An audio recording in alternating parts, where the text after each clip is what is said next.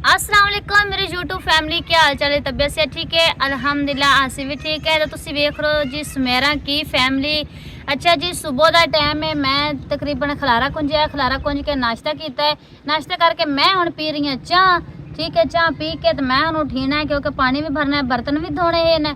तो आ जड़ा 2 खरगोश रखे हुए हैं, उन्हों की छोटी जी मैं खुडी भी बनानी है, तो झाड़ू भी देना है, खलारा खुलारा बाकी मैं सारा कुंज लिया है। तो तुसी की करना है जी, मेरी वीडियो नू ज़्यादा तो ज़्यादा तुसी वेखना है, ज़्यादा ज़्यादा शेयर करना है, अच्छे अच्छे कमेंट करने ने।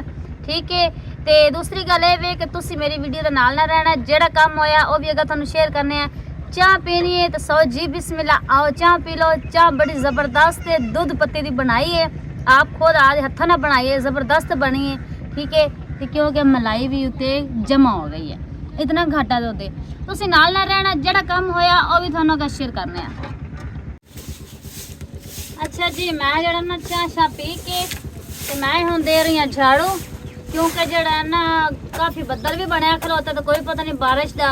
रात भी बड़ा ज़्यादा बदल है, लेकिन हनेर बड़ा है, लेकिन रात बारिश नहीं आई। तो हम काफ़ी बदल बनया खलोता, शायद अली गल बारिश आ जाए। तो मैं कहा चल जरा ना जल्दी जल्दी बौखर दे लवा, हाँ घर सुथरा हो तो चंगा आंदा। हाँ ना कि जिथे सफाई है उत्थे खुदाई है। उस तरीके जरा ना मैं नवा झाड़ू मंगाया, हम नवा झाड़ू मंगा के ते वो थोड़े जे कट्टन पूंजे अगू अगू, क्योंकि फिर गांद नहीं ना सही मिलता। पूंजे कट के तो हुण मैं दे रही हूँ झाड़ू। तो तुसी की करना है, वीडियो के नाल ना रहना है। फिर पानी भर के लियाना, पानी भर के फिर मैं बर्तन धोने हैं, खिलारा जड़ा है कुछ गया सारा। फिर बच्चे ने भी आ जाना, बच्चे गए खेडन वास्ते, फिर बच्चे ने तंग करन आ जाना। फिर मैं बहना जी टिकटॉक ते लाइव 2-2.5 घंटे जेड़ा मैं लाइव ते आना है। तो चलो कोई सपोर्ट हो जाए अथू बेहतर है। ठीक है, तो तुसी नाल ना रहना, जेड़ा काम होया वो भी अगर तुहानू शेयर करने हैं।